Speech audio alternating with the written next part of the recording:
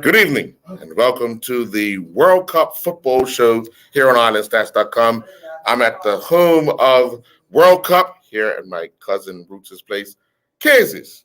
I have a whole host of people. Today we had 4 matches fully, and some of these people are deep in depression. Deep in depression. Because of the results today, one of the things fully is you heard of Doors Close? Because that was pure Argentina fans walking out because at 6 a.m. this morning, they fell to Saudi Arabia. Look at what we talked about last night. When the game starts, it's 0-0.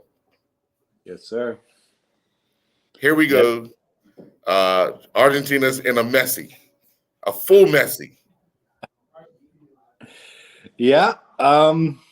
I was up at 6 a.m. and I can promise you, I haven't come across anybody yet that said Saudi Arabia is winning this one. Argentina were heavily favored. And as you saw, in the first half, you saw it. They played like it. But as you said, and as we said yesterday, as long as the ball's round, anything can happen. And in the second half, Saudi Arabia, in 5 minutes, turned the match on its head, completed one of the greatest upsets in World Cup history, and lead the group. Well, as we know, as we said, when games start, they start off at 0-0. And even when Argentina scored, a lot of people thought, okay, they'll control the tempo. But it went to halftime, it was 0-0, and then all of a sudden, Saudi Arabia found themselves in front. And with that inspiration, made a big difference. Because if you look at them now, they feel like they've won the World Cup. They have a holiday in Saudi Arabia tomorrow, but they just won one game. They're top of the table. They're not concerned with anything else besides what happened this morning or this afternoon. What an achievement. Like I said, nobody was picking them to win. So what they've accomplished is definitely the World Cup. Anything that happens on top of this is a bonus, I feel, for them. Yeah. And then for Argentina, obviously it's a huge disappointment for them because as former champions back in the day, you have one of the considered world's best player playing for you. He scored, but then as a team, you let your country down. And it's the same old story for Argentina. Yes, they have arguably the greatest player ever, but it's the supporting cast that always seem to come up short in recent times. This is Messi's 5th World Cup. And in 4 of them, he's been the star. And in 4 of them, he's had no help. They still have 2 games to salvage it, though. And we can just or slightly move on. The results in the other game of the group benefited them very much. Yeah, without a doubt. The other result actually helped them. Yeah, I don't think Argentina will be beating themselves up for too long, but what a result for Saudi Arabia. Sure. We all go back to our lifetime. Some of these youngsters will not know the name Diego Armando Maradona. He carried Argentina to the World Cup, and Messi is it would always. The problem is that he would always be one that they would look to try and carry Argentina to a World Cup, and believe it or not, those days of one person carrying a nation, the over, man. Yeah, definitely. Yeah. So Game 2. Good. They're going to have to rebound. And to be fair, I think with the better competition in the group coming up, I wouldn't be too alarmed if I was an Argentina fan. Yeah. I mean, somebody had to be the upset, and they were. And it may work long term to their benefit as far as the wake-up call that's needed. Yeah. Game 2 saw a draw between, I mean, we talked about it, Denmark and Tunisia. We called it. We called it. We literally called it last night. What either team would have to do to try to get ahead, and neither team was able to do that. But, I mean, when you walk away at the end of the day, you look at the score and you say, you know what? As both teams would say, we got our World Cup bid off to a good start because we both walked away with a point. You know, Denmark would have wanted to beat Tunisia, and obviously Tunisia would have wanted to beat Denmark, but you don't want to lose. So, no, especially group stages, it's all about making sure that first game you're looking solid. And I think both teams would go into their next match feeling confident about themselves. Yeah, I think both. It was a very, I don't like to use the term boring, but low quality. There's a lot of people flying around. I thought Tunisia shaded the first half. Kasper Schmeichel made an incredible save on what was effectively a one-on-one. Right. I don't think the Tunisian player was side, so he was just trying to finish and didn't. And as we saw, that cost. And in the second half, I thought it was a little bit the opposite. I thought Denmark probably shaded it. They also had a good chance. People made a save. But overall, the level of the match was sure. Yeah. Then you turn around and you go to game number 3. Obviously, we have interest in game number 3 because Mexico is in our CONCACAF region, you know, and we want to make sure or hope that teams in our region progress because as the host of the next World Cup, we want to make sure that you know they stamp a claim into the World Cup. But then here we are against a mighty power Poland team that has a household name. You look at it, and that household name has the opportunity in the second half to give Poland a lead. And here comes the heroics of a Mexican goalkeeper, you know, to keep it at 0-0. The scenario of all of that, who gains the edge game 2? I don't think either of them really have an edge. I'm not 100% sure of the schedule and who gets to play Argentina next. That is not going to be a confidence. You know, not going to go into that in full of confidence after a 0-0 draw. And obviously, they'll be a wounded animal. But even today, I thought Poland were very defensive. They just looked for the counterattack.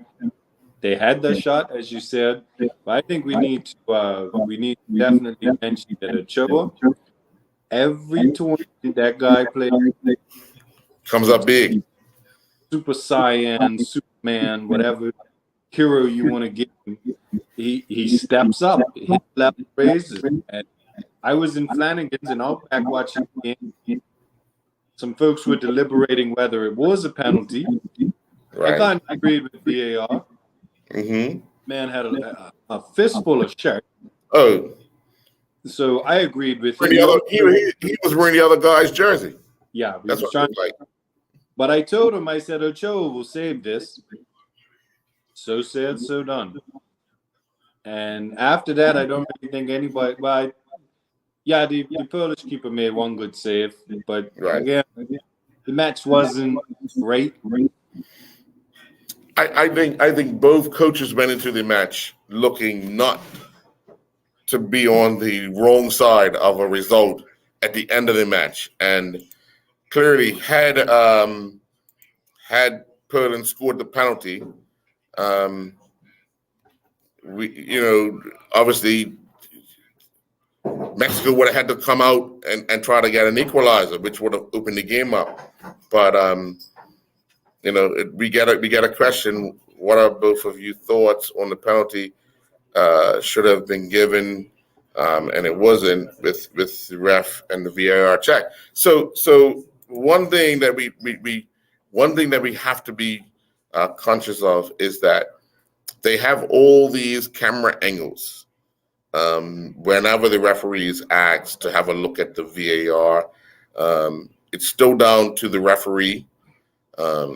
He or she gets a look at whatever angle they request, and they made the decision. The decision was a penalty. I felt confident enough that it should have been a penalty, even from the naked eye, after looking at replays after replays, But in the end, the goalkeeper done extremely well to make sure that the game stayed at 0-0. Once Perlin missed the penalty, I think the Polish players' confidence dropped way out, and the Mexican players' confidence went through the roof. However, they only went through the roof in their final third and in the half. But when it came to the Perlin final third, they lacked ideas. They lacked, how are we gonna get a goal? And I think that's where it all broke down for them. Yeah, definitely. Another thing that we need to mention is that was a home game. That was the Azteca Middle East, because that stadium was green. I think the commentator said it was 9/10 green. So the fans are there in full attendance. But I did think it was a penalty. I don't think the referee could see the shirt pull where he was, and that's not which he was. Yes, that's not a knock on him. But once he saw it on the VAR, it did. If you notice, it didn't take very long. He made the decision. And he really quick. Yeah. So I wasn't mad at the penalty, but I did tell those guys, and you can go right there. And my boy that works behind the bar, he heard that Ochoa's going to save this because he just goes Super Saiyan. Yeah. 0-0 it finished. Sure. And then that final game. I mean, we talked about the defending champions and what they would have to do. One of the biggest concerns was that over the years, the defending champions haven't started well in the very next World Cup. And they didn't because Australia scored first, and it kind of shocked France.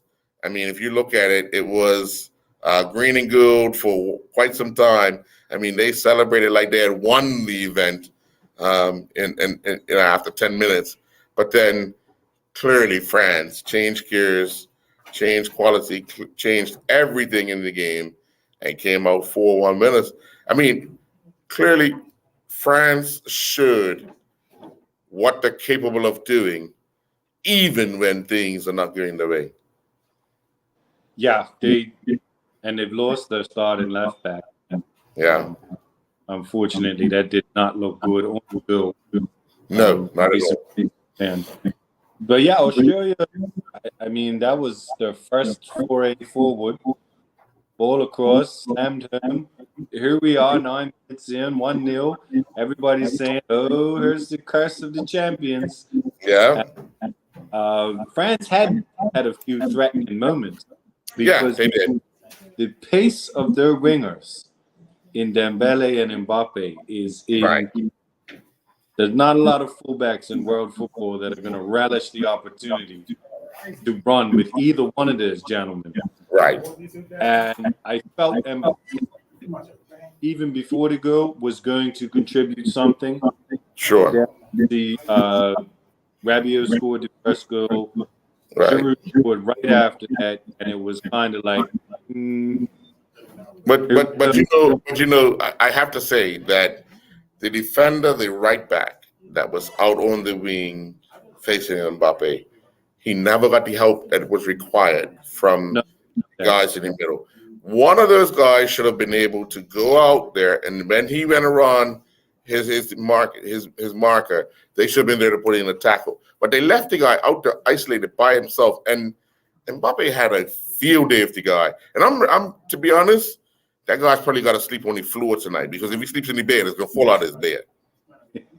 Yeah, he definitely got the runaround. And no, 95% of the time he didn't get the help. And I don't know what that was about. That was a tactical decision or what. But Right. at 2-1, you kind of felt, yeah, okay, here comes France, here come the champs. Yeah, here they come. Australia did hit the post almost right on the stroke of halftime. Oh, right on the stroke of halftime. I mean, had that going in, You never know. and I said, if that would have gone in, I think France would have come out at the tempo when they went down, the tempo they changed to take a 2-1 lead, they'd have come out even higher the second half to put the game away. The fact that one hit the upright and went wide, they still had that opportunity to collect themselves. And then you saw them, even when the second half started, they were still playing that casual football. And then all of a sudden, they changed that gear to get goal 3 and goal 4. That was a different pace of the game. It was a totally different French side. Yeah, I think the first goal, second goal was like 5 minutes, and the third goal, fourth goal was like 3 minutes. Mm-hmm. It was a lot of time. Dembele crossing, Mbappe great header, and then Mbappe crossing and Giroud with a center forward header. Yeah. Which we must mention, Giroud now ties Thierry Henry. Yes, as French as the old leading French old time goal scorer. And I've said for years that he's one of the most underrated, if not the most underrated, footballers in the world. Yeah. And if you look at his successes, the trophy case is full, Earl. It is absolutely crammed with trophies. Mm-hmm. And he's got I think his emotion took hold of him, especially when he got the 51st goal. Just knowing that, like you said, not a lot of people take a recognition of what he's been able to accomplish. But 51 goals for your nation. You tie someone who everybody knows, Thierry Henry. Everybody knows. He's a household name. But here you come along and you tie this guy, and you can't even get a mention. On the day that he became France's oldest player. Yes. So, yes. I don't know if he was emotional because he took a good whack after he scored. I don't know if you saw that. Yes. You saw it in the back of his neck. Yeah. Right. But I do think he'll break that in this World Cup. I would hope so. The ball goes over the line, it goes into the net. I don't care how, especially if it's a record breaker or a tiebreaker. You're gonna remember that goal. Yeah. So I think that France lineup is pretty potent, and going forward, they won't have many fears of anybody. Backline hasn't been tested. I mean, they did get some, but after that, they were pretty calm. Sure. So now, Foley, listen, we have 4 matches tomorrow, and that first match, like today's first match, it is Morocco and Croatia.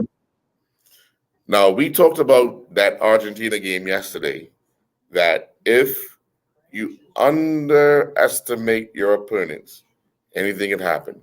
Here come a Croatian side who have done well over the years to really establish themselves against a Morocco team that outside of the African Nations Cup, you really don't hear much of. So Croatia have to be really, really, really, really careful on how they address this particular game. Yeah, definitely. Morocco's got some players too. Don't get it twisted. They have Ziyech from Chelsea, Hakimi from Paris Saint-Germain. They got some players.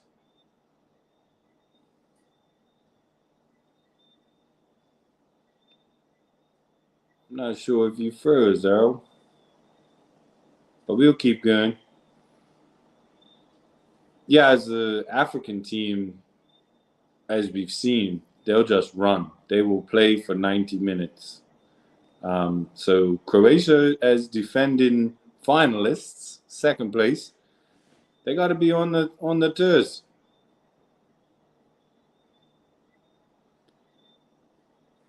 And the second game tomorrow is, I'm actually going to make sure because, so yeah, it's Germany and Japan. I think that could be a good one too. The Germans aren't as fully loaded as they usually are.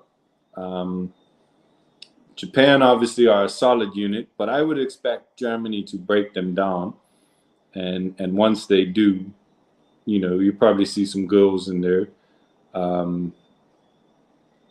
So yeah, Germany should win that one.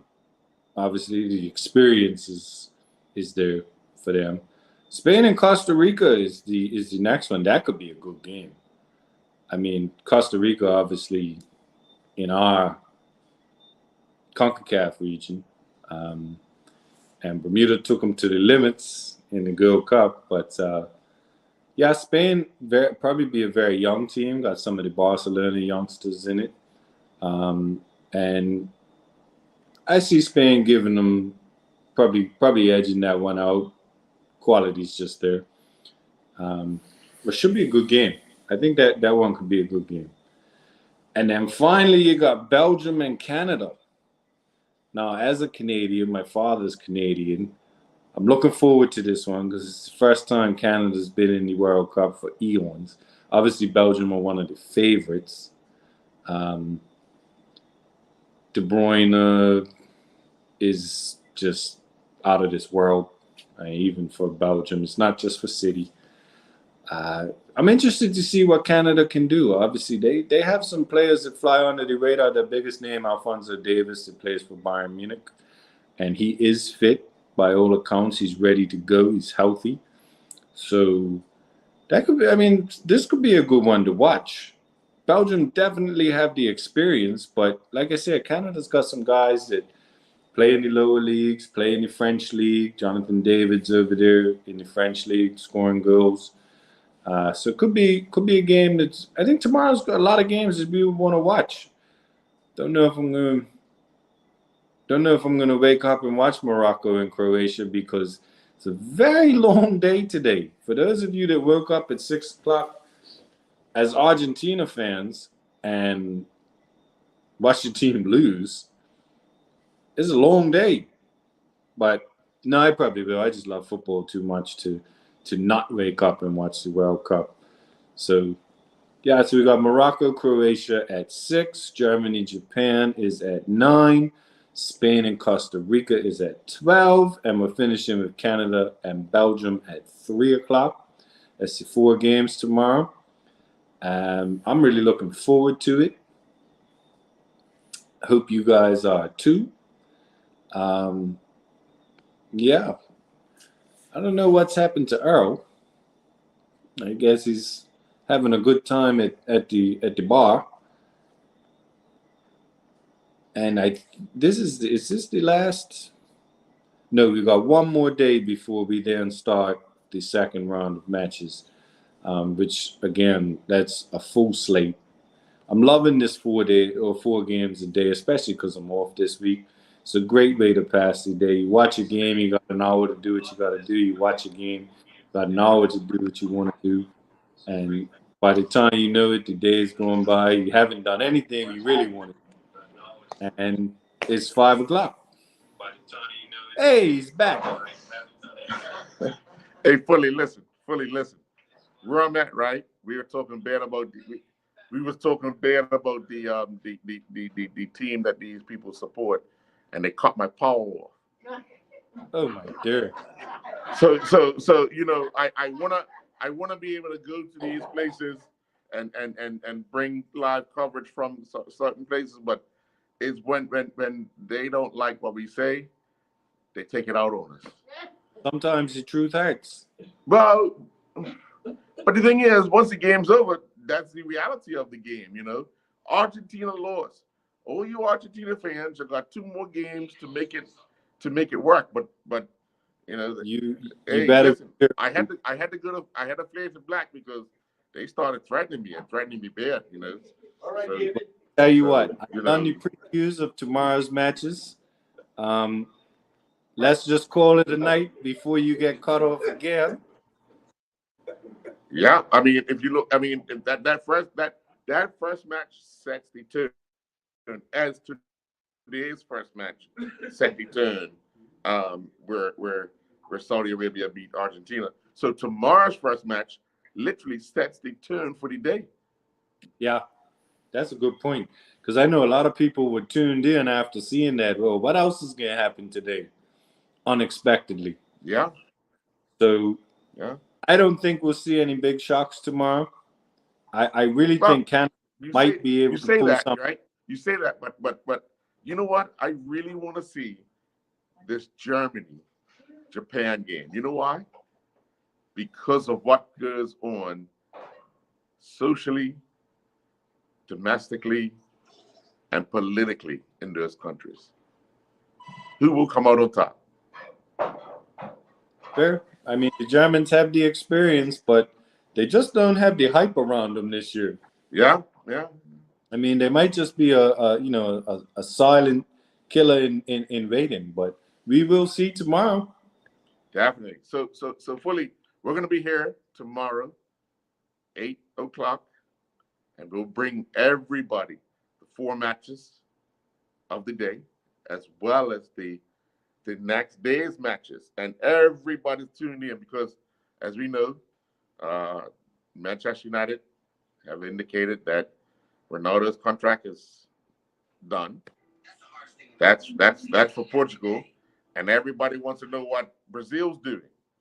So Yeah. it's all on for Thursday's football. Yes. But first, we have to get through Wednesday's football of the FIFA World Cup. So we'll be back tomorrow. And I'm really hoping Canada could do something tomorrow. I'm not expecting, but I'm hoping. I mean, yeah, Canada. Oh, Canada. Can you score a goal? We shall see. We shall see.